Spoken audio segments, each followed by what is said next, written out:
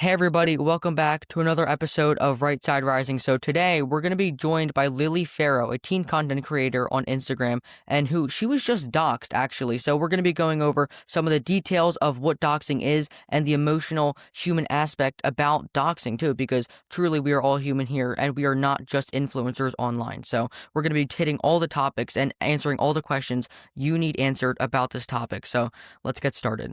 Hi Lily, thanks for joining us. Hi, thank you for having me Of again. course. Of course, yeah. So, obviously, we'll just start off with the basics. Like, for people who don't know, what is doxing? So, doxing is basically where somebody takes information about you, like your address, your phone number, email, school, like what personal information that's not out online. They find it and then they put it out online. Normally, it's in large amounts, comments, DMs, it's all over. It happens quickly, I would say, and in just such a large scale that it's hard to control. Um, it's kind of like I've had people compare it to blackmail before. I really wouldn't say it's like blackmail because blackmail is like holding it against you. It's doxing is more just throwing everything out there. So, why do you think doxing has become more common in, like, disagreements and just online in general? I think in our political climate, we see a lot just of hate for one another. Doxing became pretty big, I would say, when social media kind of took off. Obviously, everything is out on social media. It's easy for someone to have like 17 accounts to just disappear to find information.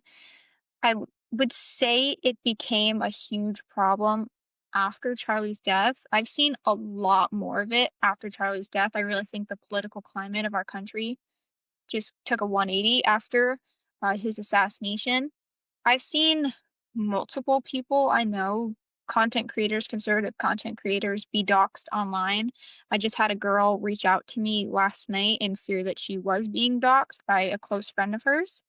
The day after I was doxxed, I think the day after we did the first interview, another one of my friends was doxxed online. Two more were doxxed last week, I believe. It's just gotten to the point where it's insane because it's so easy to do. Everything is out on social media. Like literally everything about you, you can find it. I found very easily I Google searched my parents' names and immediately names, who they voted for, where they've lived since I was born, before I was born, where their parents lived. Everything's just out there somewhere. It's it's actually it's a real big problem, I would say. Do you think it's going to become more, like, prevalent in the future more than it already is right now? I think so. I was on a call with a friend, and I'm not going to say who, obviously, for just privacy reasons. This friend of mine took a photo of someone's front porch and they uploaded it into AI, and AI within 2 minutes found this person's address, which scares me because, as we know, AI is progressing at such a rate that it's insane. And as we develop more tools and social media becomes more of a problem, I think it's just going to become a big problem. I think eventually everyone will just end up being doxxed because it's all just going to be out there. We have AI models that can literally find your address, which is freaky if you think about it. Yeah. So, obviously, doxing is, like, kind of becoming more common now. What are some misconceptions that people have about doxing? I That's a tricky question. I people there's like severities of doxing, I would say. Obviously like address, phone numbers, personal information, schools. I'd say most of that is very personal.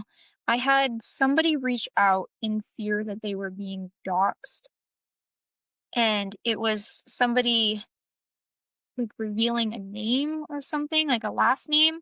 Maybe it was a first name, I'm not sure. Which I would say is a misconception about doxing. Like, obviously, if your name isn't out there, then that's could be a problem. But I'd say there's different severities of it. I think a lot of people, when they hear that I was doxxed, they assume there's like people showing up. I'm being harassed in person. I'm being like threatened. All these things. There's police everywhere. There's legal action. Everything. I'd say it wasn't. It wasn't like that. When I was doxxed, it was just some trolls in my comment section mostly, for the most part. Obviously, there's been people that have showed up to my house, but that's more on a personal level. Those are people that go to my school that I know that have connections to other things that aren't necessarily related to the doxing, I would say, which I just figured out a few minutes ago, actually. So I would say there's a big misconception because, like you said, the first question obviously was people don't know what doxing is. So I'd say there's misconceptions around that. And I do think continuing, we need to start educating people more because it's becoming more common. So it's obviously just education of the public. Yeah, so you said you had a friend reach out to you in fear that they were being doxxed. Are there any like warning signs that you get when you're about to be doxxed or kind of go into that? For me, there wasn't. It just started because obviously we're both conservative creators. The death threats, the hate comments, they're just, it comes with the job. When I was doxxed, it just started. Like there was no warning, no nothing. I didn't have any drama at school going on. It just happened. There was one person in my DMs. They had my address. I was like, what the heck? And then by next morning, it exploded. There was accounts everywhere with my address, 500 comments flying in. I was DMs. People were being called, and my phone number was leaked, and I'm being called hundreds of times. I'm getting thousands of text messages. My email is leaked. I'm being bombarded with emails. My school is leaked. There's people showing up at my house. I wouldn't say there's really any warning signs. I've had people cautious because of something that their friends have commented. There's been suspicious comments, and I guess those could be warning signs to someone who's like actively trying to dox you. But I would say the actual doxing, there's not many warning signs. It just kind of explodes. Yeah, you had people calling your phone number? Yeah. So Wow. after my address was leaked, my phone number was leaked, which, just the natural progression of it, I guess. I had thousands, if not more, phone calls. Just I'm guessing bot callers just coming in, and it became a problem. But obviously, there's restrictions on iPhones. There's certain settings you can turn on to like filter out robocalls, filter out just random messages. Right now, I have my messages set to where only people I add to contacts can text me. The rest just go into like a junk folder that occasionally like I'll scroll through, but I just don't look at it. Yeah. Well, emotionally, how has that been for you? I mean, that's got to be scary getting phone calls from people you don't even know. The first night I was doxxed, it was 10 o'clock. And I don't know if I can like swear on here, like what the thing about profanity is, but the comment I got was extremely disturbing. It was like a threat against my life and some other bad things revolving Charlie Kirk and some other gross nonsense. And I've gotten those comments before, but it wasn't until someone sent my address that it was like very real all of a sudden. I was like, "Oh, this person has my address. This person probably knows who I am. This person is probably somebody I know." Which it's scared me beyond belief because obviously this is somebody I know. This person has my address. It's no longer just an empty threat online. This is real. And as it grew, I obviously figured out they were just people that I knew in person that I don't think would do anything. But that first initial threat was very real. Yeah. What was the hardest part of this whole incident, like, emotionally? What was the hardest part about it? Was it knowing that anybody could show up to your house and people calling your phone number that you don't even know? Or was it, like, just the fact that somebody would do this to somebody? I mean, what was the hardest part for you? The hardest part I would say you definitely feel alone in it. Like obviously I had hundreds of people reach out offering support and stuff, but nobody really understands like your address, your phone number, my emails. There's people at my house, my school's leaked. All of this just explodes. I had 400 Instagram followers when I was doxxed. I didn't have the connections to people that I have now. And obviously, I met a lot of people through the doxing, but I haven't met people who have been doxxed to the level, and I haven't really met people who have been doxxed before. Obviously, it's common, but it's not super common, I would say. You definitely feel alone in it. Like, obviously, I called my friends and I called one of my closer friends who gave me contacts to reach out to. But other than that, that was about it. And I just had to figure out the rest on my own, which is pretty scary because I'm 17. I don't know what I'm doing. Um, but I'd say it's just, you feel alone, you feel kind of overwhelmed. It's definitely overwhelming to wake up and there's 500 plus comments of your address and then your phone number, and I'm sitting in school and my phone is just one call after another. I decline one and then another one just comes immediately through. It's like you don't know what to do. Like I had no clue what to do, where to start even to try and fix this problem. And it wasn't until like I had started doing research, me and Google over here fixed my doxing problem. Um, but it's just you feel alone mostly, I just say. So you had 400 followers when you got doxxed, if I'm not mistaken. Is that what you said? Yeah, 400. That's like that's shocking. Like, honestly, that's really shocking. Have you ever, like, over the course of this, like, journey, if you will, that you've had, have you ever thought, why me? I mean, why me? Somebody who had 400 Instagram followers at the time of your doxing. Have you ever thought, why me and not these other people who have more influence than me? I mean, you have to think that at some point, right? Oh, 100%. Like, obviously, 400 followers on social media is nothing. It's an insignificant amount of numbers. Um, you definitely think about it. I know people who have a bigger following now. People like Taylor Sharp, 80,000 followers. He's never been doxxed to quite this level. I do believe he told me he's had somebody threaten to leak his address like once, but that's about it. And you start to think like, I have 400 followers. He has 80,000. He has more pull. He's goes to events. He does all these things. Like, why me, not him? And obviously, I don't want it to happen to anybody. Like, obviously, Of that's course. horrible. I would never wish that on anybody in a million years. But like, your brain just starts to like think like, why me out of all people? It's insane. Yeah. Now, besides some of the steps you've taken, like obviously for your online safety, how has this doxing incident like changed the way you think about social media and just changed your habits on social media? Um, the people who doxed me were people I knew in real life.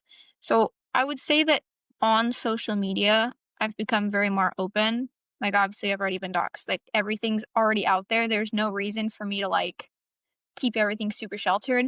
I've been very open with the fact that I live in Las Vegas now, because obviously it ties back into politics more like at home. Um, but I'd say I've been a lot more careful in person than I have on social media, just because the people who did leak my information were people I knew in real life. It's the saying of like, keep your friends close, keep your enemies closer. I've kind of been doing that in a sense because the people who released my information were extremely close friends of mine, and I was sold out for $50, which is insane to me. Like, you're gonna put my life at risk for $50. It just shows you, like, the greed of people, like, money hungry. Money makes the world go round, basically. Yeah. So you said you've become more open online with like your content creation and stuff like that. Do you think that doxing can radicalize people and can change them into more open or more outspoken people than who they already were? Oh, 100%. I think before I was doxxed, I was very careful. When I first started my content creating, I got on a call with somebody who a friend of mine now, who was more of a stranger then, more of like a mentor. The first thing he told me was that this is gonna suck, you're gonna hate it, eventually you're gonna get doxxed, eventually it's gonna happen. And I was like, "Yeah, sure, okay, like, whatever, I have 20 followers right now, I'm not getting doxxed." 400 followers later, I'm doxxed, and it kind of radicalized me in a way, I would say. I'm no longer afraid to say what I want to say. Obviously, I've been posting a lot more on Threads. It gains, like ratios of 18 likes to 81 just straight hate comments. Um, I obviously I'm open about where I live, what I do. I really don't care anymore. I mean, there's no reason for me to be safe. Like everything is out there. Within 5 minutes, I'm sure everyone could have all of my information, and it doesn't really matter to me anymore. Yeah, so you said you've had a lot of support and you've made some connections over this journey. How has just overall this response been from other conservative creators? Have they helped you? Have they kind of turned a blind eye? How has that been? The response from the other conservative creators, especially in this like little group we have, it's been amazing. They are all just such great people. I've been sent prayers, I've been sent like thoughts, just encouragement. If you ever want to talk, I'm here. People I didn't really know, like obviously I knew of them, but I didn't know they knew of me until I was doxxed. It was insane to me. They were posting videos, they were in support, they just wanted to help it any way they could. It just shows you the difference in community. Like, these are people I don't know.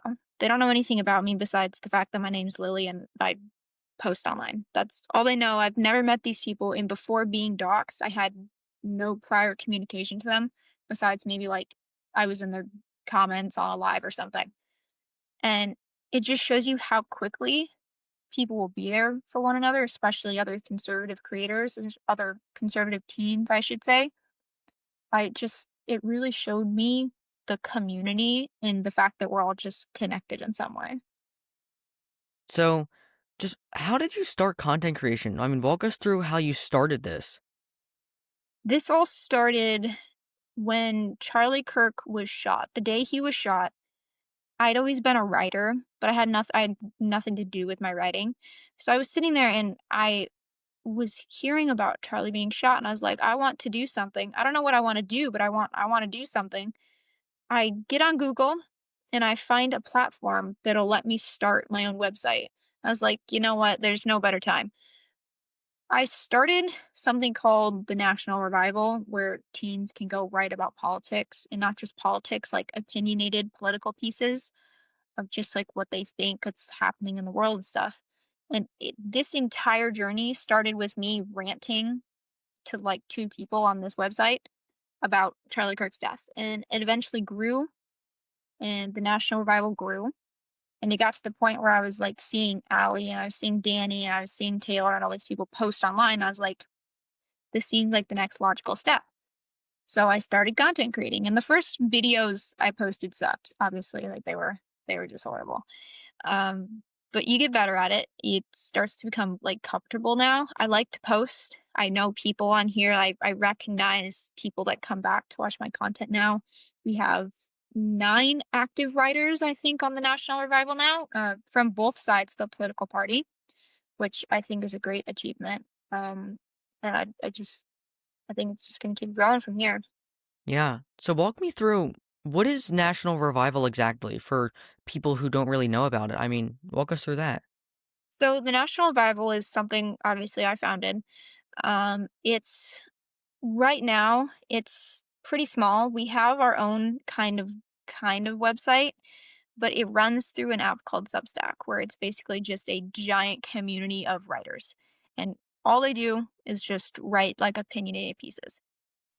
The National Revival is a place where anybody, and I mean anybody, can go write. All you have to do is sign up through a form in my bio, and after that, we add you and you can write about whatever you want. We Majority of our writers, I would say, are conservative and they write about all range of topics: abortion, politics, just opinionated pieces, Christianity. We have one writer who fits in the other demographic, more democratic. She writes more about feminism, and I find it funny actually. They kind of connect. I want people to be able to see both sides and the fact that we can find common ground in it. That's kind of why I started it. And I like watching these people kind of connect because obviously there's been a connection. And I started it mainly for that because I wanted everyone to just kind of get along in a sense. And I got tired of adults telling me that as a teenager I shouldn't be in politics. And I got tired of adults telling me like to shut up, basically. I didn't think that teens had a place to go to write about this because obviously teenagers aren't taken very seriously in the world of politics. So it's kind of why I started that. And I hope to just, turn it into a big thing someday where anybody can go right. Yeah. Yeah. So, taking a turn here, what advice would you give to other online creators who experience a similar incident as yours? I mean, it's certainly scary, and you said it's very alone. What piece of advice would that be? My advice would definitely be what that first mentor told me, I would say.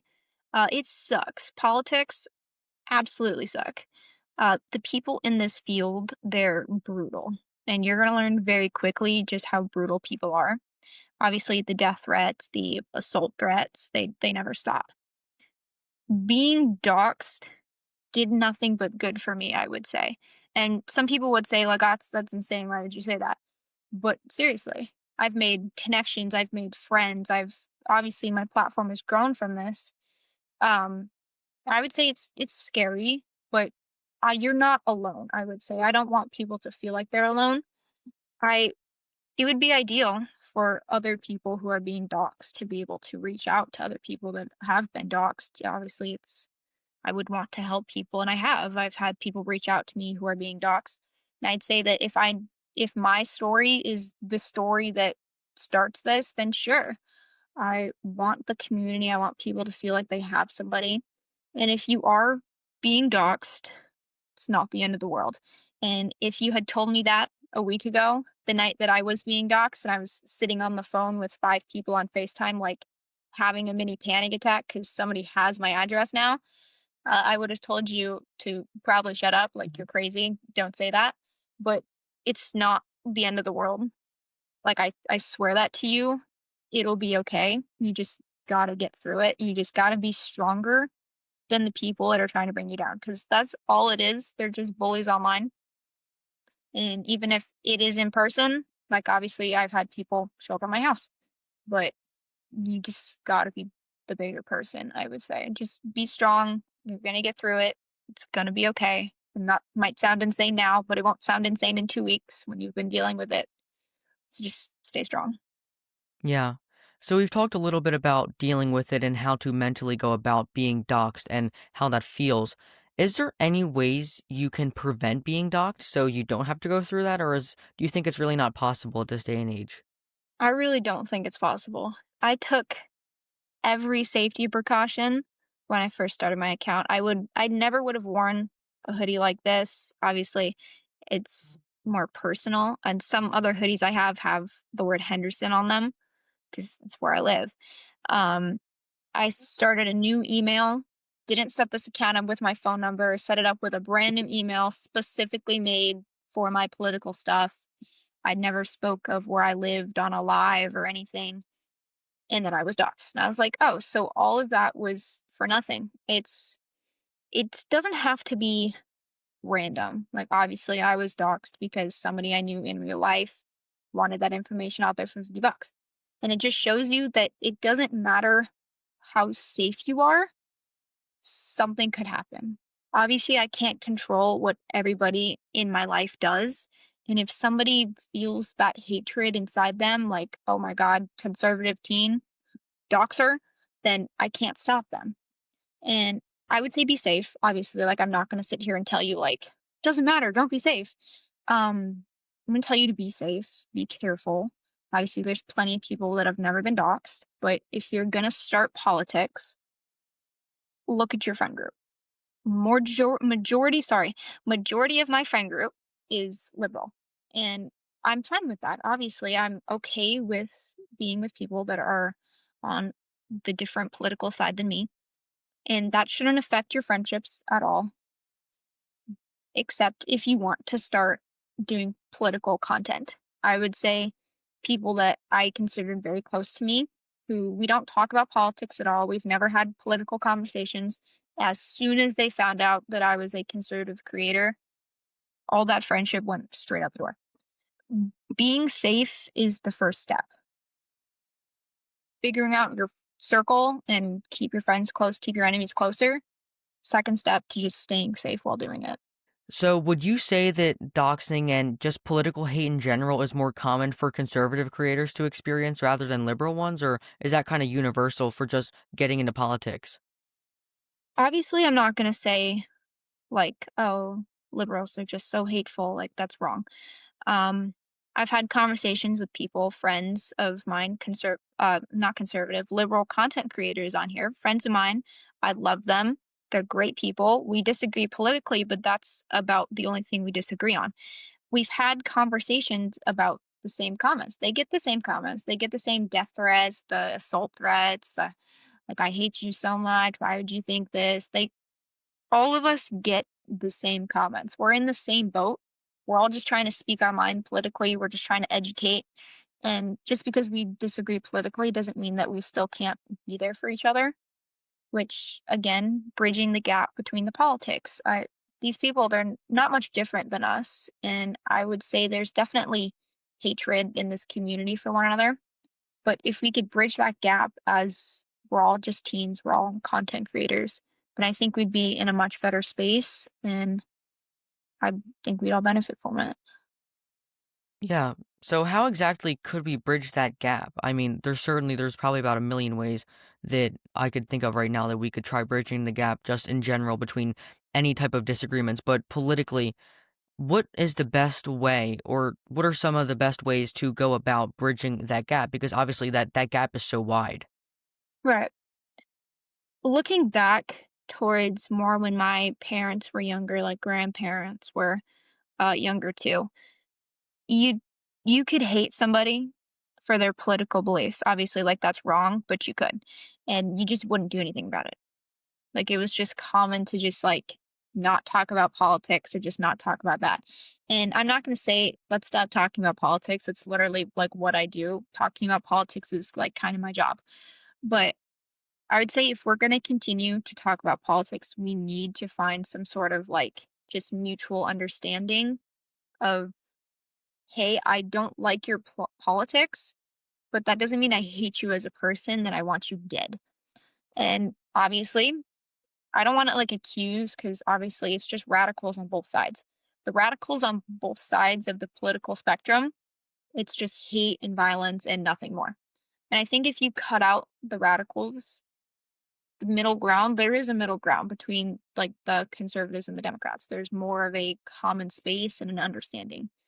So if we could just eliminate the radicals, which hard, obviously, to do, I think we would just naturally find an understanding, which it's hard to do, and I wouldn't really know where to start with that. Obviously, the National Revival, it's kind of my way of trying to bridge the gap, but obviously it's a small program I run still. So I just think if we all worked together, eventually it would grow and we'd get there. Yeah. So, do you think open dialogue and, talking more about politics and sort of kind of not like bringing that into your like daily life, but making it a priority for you to always bridge the gap with, you and opposite people with the opposite beliefs as you. Do you think if we continue doing open dialogue, do you think that would be more beneficial than just not talking about politics at all, or how would you go about that? I think it depends on the circumstance. Obviously, open dialogue is a good thing, but I also think just not talking about it is also a good thing. Uh, like I said before, majority of my friends in school, because I do attend a public school, are liberal. I live in a very liberal state. I live in a very liberal city, very liberal part of town. We just don't talk about politics, and I think that's a very professional thing to start doing in settings like a job or school. To just that's for later. It's for outside. Just deal with it later. And open dialogue, obviously, if people are willing to talk with you about it and just be respectful about it, I don't see why not. If you can't have a friendly disagreement, are you really friends? It's just circumstantial, I think, because obviously I don't go to work and just like, who wants to debate me? Um, it's just more time and place. Obviously, open dialogue has its time and its place, and it's very powerful, but it's just like circumstance. Great. So, thank you, Lily, for joining us. I really appreciated you for taking the time and making time to do a second interview. So, Second certainly, I interview. really appreciate that. And you're always welcome here on the show again. So, I just thank you so much for this interview. Of course. Thank you for having me. It's been great both times.